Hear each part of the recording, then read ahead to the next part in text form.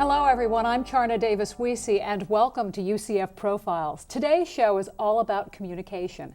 Sometimes disease or disability makes it almost impossible for some people, some children to speak.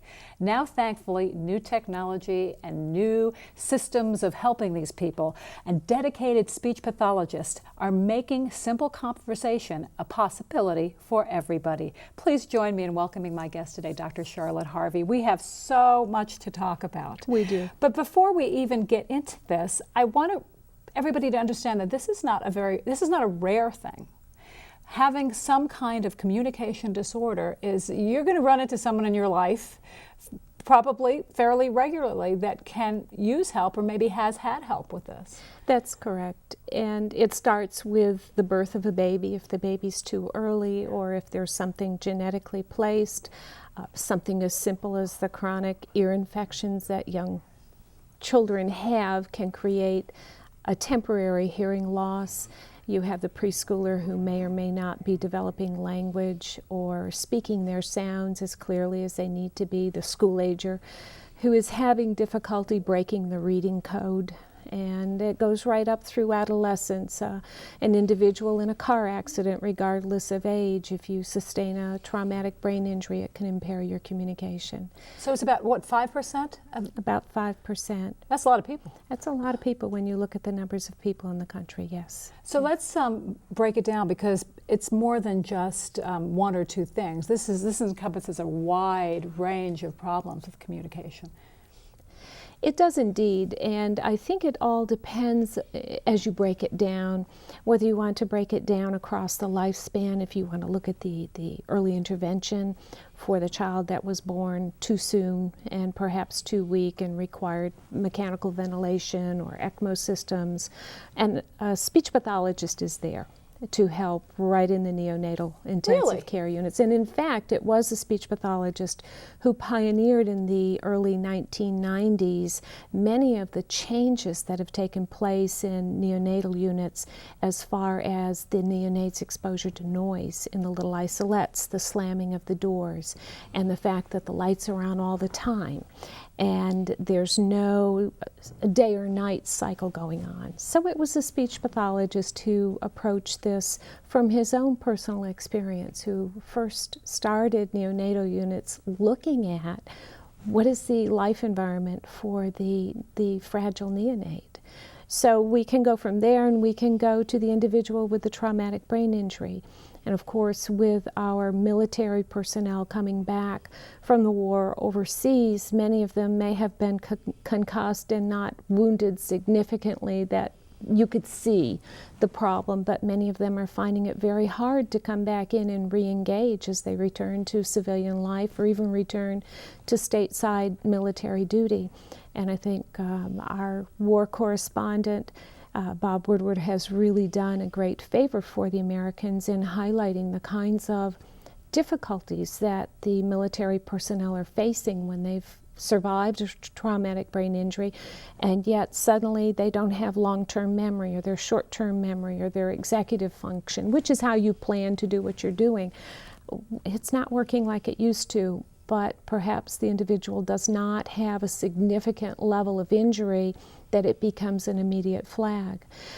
We work also with individuals who have sustained cerebral vascular accidents, CVA, stroke, brain attacks is another word in the common vernacular, and individuals who've lost their ability either to retrieve words for the production of an oral communication, or they've lost their reading skills, their writing skills, they've lost the clarity of their voice or their ability even to produce a voice at all. So we have many, many areas across the lifespan that we can provide services for individuals to help them to recover or help them to gain and learn so that they can engage more fully in their everyday life activities. You know, you touched on the neonatal unit, and that is just so fascinating to me, how that one person, or how a group of people actually got to the point where they thought, this is happening from the first day of life. Mm-hmm. It was when the child won't be speaking for so many, mm-hmm. many months. How did they get to that point knowing, well, we have to look this far back? As with so many changes that you see, whether it's in healthcare delivery or any kind of educational delivery, it takes that personal experience. And it was an aha moment. It was Dr. Lou Rossetti who pioneered the changes that were made. And he pioneered those changes as a consequence of his own personal experience with a neonatal intensive care unit. And because of what he saw and because of his recognition as a speech pathologist, he realized that there were so many aspects of the care of the newborn that needed to be changed. And he also addressed the care of the parents and what happens when you have a baby too early or too sick to go home. How do you help that parent move through that, and how do you help that child, that infant, to move through that? So it's a grassroots. Unfortunately, war brings many changes in rehabilitation services. We look at what's happening with prosthetic devices. And as a consequence, even of World War II, we had many changes in our understanding as a field of speech pathology of what constitutes brain injury, what is an aphasia, and then many of the treatments that were supplied were developed in military hospitals. So it all comes back to the person, and it all comes back to the person wishing to make a difference, and we have the freedom to be able to do that in this country. So we have a couple of constellations of stars coming together, if you would. So it can make a difference. And it's fascinating to me that you really have to think about the whole child and all of the surroundings and how that affects how they'll be able to communicate and talk later. And also children and the way they're raised, their childhood, their early years could probably really affect whether or not they have problems or whether or not they have problems that are missed. My students laugh at me because I'm not a big one in terms of electronic games for kids who are younger than 5. I'm of the belief that your brain is the battery for the toy. I'm of the belief, being an early interventionist back to the mid-1970s, that it's what you do in your mind that oftentimes helps that child to develop. And I think it's unfortunate that so many parents fall for the toy that is going to put their child educationally advanced, when the simplicity of it is, it's the communication. It's the give and take, it's the turn taking, it's the use of language, it's the taking the time with the child that really makes the difference and really helps to develop the initial communication strategies. And this goes across all socioeconomic levels, because this could be the highest level, most educated people, and the least educated people could be doing the same thing. Yes, yes. Yes, and yes again. I can't say it firmly enough, because it really doesn't matter how much you have or how little you have. It all comes down to relating to that child and taking the time to communicate with them. The younger the child, the more sensitive you have to be to what they're doing in terms of their body language. And you have to read that body language, and you have to offer to the child what it is you think they may be saying, and then reading back the cues that come back in from them. So it doesn't matter who you are. You know what I see as a mom a lot is so many parents tune them out. You know, their kids will be talking to them or asking them questions, and it's like later. And I think that's part of the communication as well. It is very much so, and it also goes beyond the communication. I think it addresses the bonds that you need to make with your child.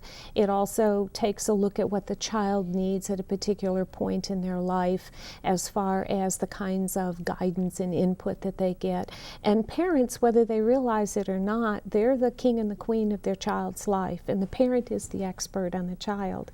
And if they are taking the time to learn who their child is, then they have a much richer, much fuller life with that child. And enjoy it while they think you're the greatest thing in the world. Enjoy that while that lasts. Yeah, it may not last long, but yes, do enjoy it. You're totally right. And then I see things like with my youngest. He has problems with his R's, and everybody I've talked to, oh, it's fine. He's going to grow out of it, and that'll be fine. But he's 8 years old, and the parent actually has to take it upon themselves, because now just asking you, I probably should have called somebody else, gone outside of the school, gone outside of the pediatrician's office and spoken to somebody who's an expert in it, because he probably needs some help with that. I would suggest to you that you do consult with a speech-language pathologist about it, because at 8 years of age that R should be fairly normal in production, and at this point in time it's habituated as an incorrect production. And it's many, many children. That's why I'm bringing it up, because there'll probably be some parents listening right now and it's amazing how many of them. Yeah. And R seems to be very common. R is a hard sound. It's one of our glide sounds, and there's no real landmarks within your mouth that say, oh, unlike a T or a T, where you put your tongue tip up, etc. With the R, it's tuned with your ears, if you would, and then you modify with the tongue base, and the larynx. It's a very, very challenging sound to teach a child. When I was in 2nd grade, I remember distinctly that they came to class and they had us do tongue twisters. And they picked out those of us, I was one of them, who needed to go for speech therapy. That's not done anymore. So the parents really have to be on top of it. The parents do, and again, they are their child's advocate. And it is up to the parent to be able to speak on behalf of their child and what they perceive as needs. One of the things that I've learned in being a speech pathologist, and I've been in the profession at 30 years at this point in time, is that when a parent says to me something isn't right with my child's communication, that parent is right. They may not have the words, they may not have the educational diagnosis, but you know parents, they sit and they look at their child and they look at the neighbor's child, and they notice differences. And I have learned and tried to teach the students that we teach at our clinic, you have to listen to the parents, because when they sense that there is something that is not going well for their child or going right, you have to pay attention, and then you have to help to discover what it is that will help that child with their communication.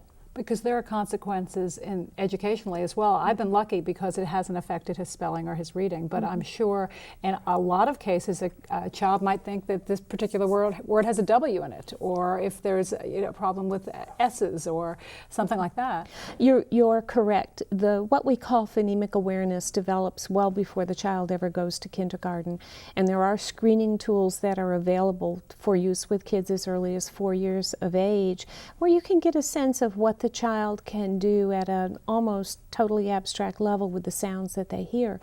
If what they produce isn't matching what they're hearing in the outside environment, it sometimes can be very troublesome and very problematic for the child then to move not only to speak intelligibly and communicate a need, but then to move it to print base, where they're producing a word and they're understanding what those sounds mean as you group them together.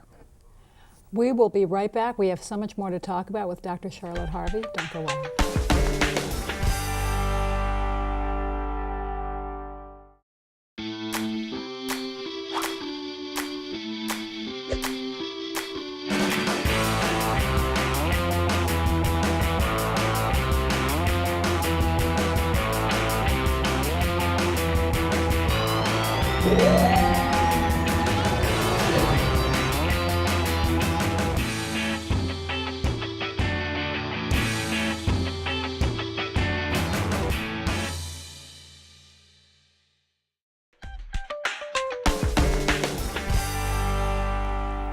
We're back. We're talking with Dr. Charlotte Harvey about communication disorders, and suddenly this has appeared. I really want to mention this because this hard hat has appeared, and that's very important to you. Tell me about the hard hat. This hard hat was provided to me as a remembrance token, if you would, when we completed the renovations of our clinic in the Research Parkway. And this was in 2003 that we completed it. All of our clinical team and staff signed the hard hat. We had an under $300,000 project that we brought in under budget, which is amazing for a clinic. It is amazing. It is amazing. And we kept operational with our full complement of clients and our graduate and undergraduate clinicians in this whole process. And at the end of it, the clinical faculty, clinical team surprised me with the hard hat, because I was the one that was in charge at the clinic level for helping to, I don't know, magistrate, if you would, or orchestrate might be a more elegant word, all the things that needed to be done to keep operational and keep safe. And you know, just being able to run that during a renovation, anyone who's renovated anything in their house knows what a mess that could be. You deserved probably more than this. Well, I was joking with someone that during the whole process, it was one big elaborate dance of working with the contractor and working with the different faculty members and moving ahead to make sure that all the client needs and all the clinical needs for the students were met. It was fun. It's done. I really don't want to have to do it again, but it's done. Well, I'm glad to hear that. You know, back to what we were talking about with early intervention and the children.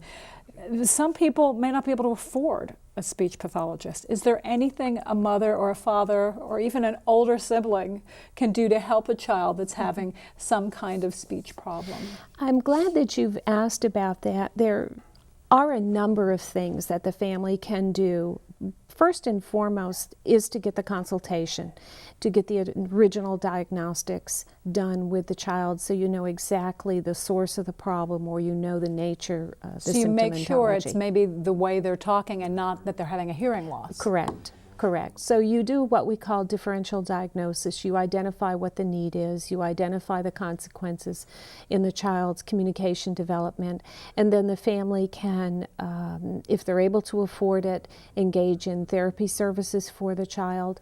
If they're not, then very often speech pathologists will work with families in a consultative manner and develop programs for the families to use so that you're not at a high frequency level economically, but you're still keeping the integrity of a program.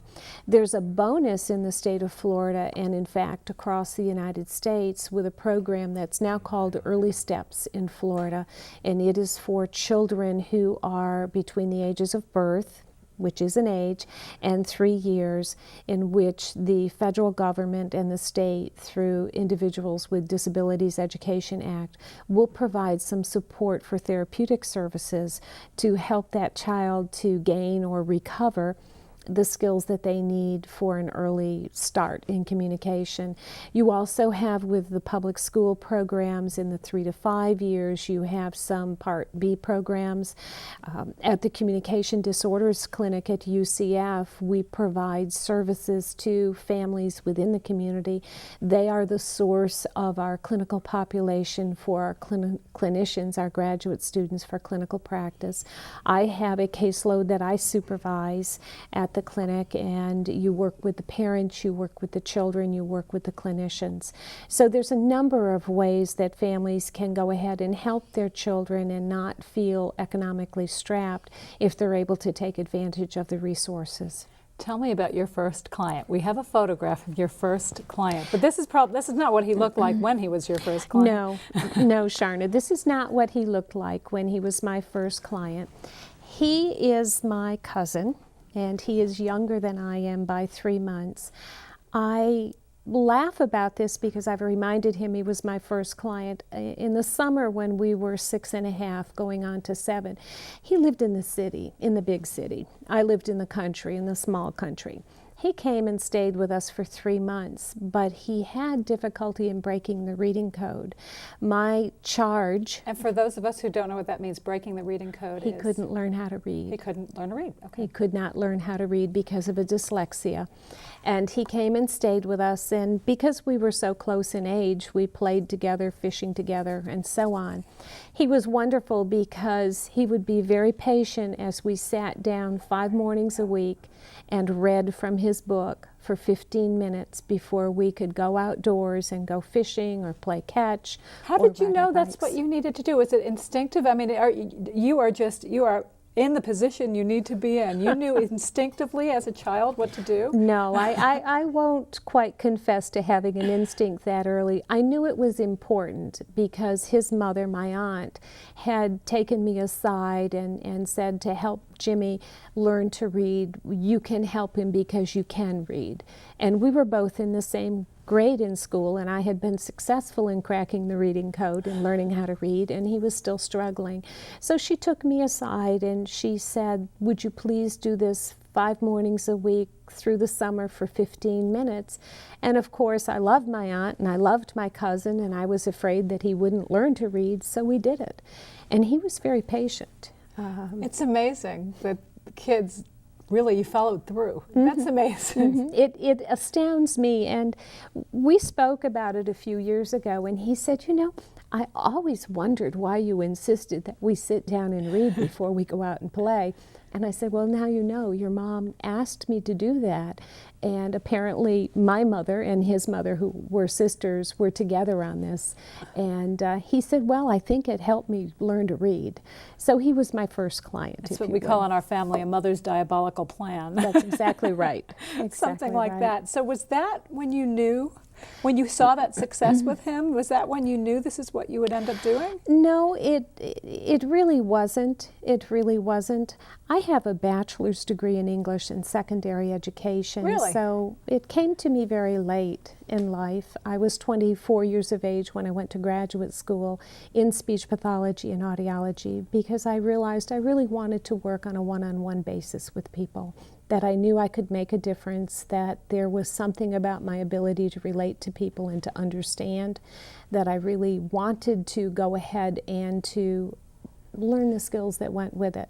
So we're talking the 1970s, and we're talking speech pathology is very low on the radar screen of most people. I used to informally work with some of my coworkers when I was working in a non-educational setting, and these were non-native speakers of English, and we were working on their articulation. So that's when I realized that I liked what I was doing, and that was important to me, to like what I was doing. And then I sought the education to go with it. Some of the other things that you do is work with adults with communication disorders. Granted, Yes. the early intervention is incredibly important, but sometimes, like you said, an injury, a disease, or maybe somebody who has had something their whole life, and as an adult really can use some help. And there are, with the advances and the decreasing cost of devices, assistive technology. And assistive technology takes many forms. It's not just a device that can flip the heat on in your house or control the air conditioning. Assistive technology is also augmentative communication. And it is important because the technology will allow the person who is no longer able to verbally communicate, that it allows the person to continue as normal as possible in their communications with their family, their loved one, their caregivers that are health caregivers, perhaps even in their employment setting. So technology is available, and many of our adults in the communication disorders clinic do use assistive technology, specifically communication devices. So it's wonderful to see the adults move into this and move through it. What does that physically look like? We see them on television in dramas where there'll be a computer screen and they can touch it or even just look at it. If I don't know if that really happens or that's just on television. It's the real deal. You can have an infrared device that is actually placed in the center of the forehead. It's a little tiny dot. It looks like a dot. And the infrared can be read by the technology device. You also have the direct touch, in which the individual can touch the screen and string together communications. So what you're seeing on television is the real deal. And fortunately for us, people like Stephen Hawking has made folks aware that even though you may have neurologic breakdown or you may have something that has happened to you that keeps you from communicating verbally, you can continue to communicate. And he has been prolific, particularly in the use of his device in communicating. And I think he probably brought technology to the average person in that manner, even just through news clips, certainly. And it's so huge. It's so huge. I remember when my mom started to lose her hearing, and she was, from what I understand, quite typical and denied it. And when it got worse, she was so removed from what was going on around her. And I'm sure it's the same thing when you can speak and communicate with somebody else. The entire psyche, the entire social aspect, your entire life, you become so isolated from everybody that it's more than just being able to say, get me a glass of water, or I need my shoes over there. Right. You're referring to the human suffering that comes with the difficulty in communicating, and we're talking about the ability to express your needs or express the thoughts about your granddaughter's prom dress. But more than that, in your reference to the hearing loss, a hearing aid is assistive technology, just as the glasses I'm wearing is assistive technology. And to take advantage of all of the devices and the aids that are available to us is so critical in order to allow the person to realize their fullest potential. I believe that after 30 years of practice that you have to take advantage of what's available. It's there for you. It is. With many kinds of physical therapy, it's tiny little increments and very small things, or a big celebration for walking, or just as an example. With speech, is it the same thing, or is there a big eureka moment? I seem to remember when I was doing I could not say SHs or CHs for the life of me. I couldn't say my own name. And I have this memory, whether it happened or not, in second grade, that I said my name right. It was kind of like in ballet when you learn to spin, and you work, and something happens almost seemingly magically, even though you put a lot of work into it. Is it both? Does it both happen with that? It happens, yes, both happens, and it is a eureka moment. It's an aha, it's the gestalt, it's coming together, but we also celebrate all the milestones along the way with all of our clientele or our patients, that each step forward in communication, whether it is verbally, vocally, assistively, or in understanding, every step forward is a step ahead to that point when that person is going to realize their goals. Dr. Charlotte Harvey, thank you so much. With all these shows, we always run out of time, and I have 1,000 other questions in my head, so you'll have to promise me you'll come back one day. Thank you, I will. Thanks for joining us, and thank you for joining us, and we'll see you next time on the next UCF Profiles.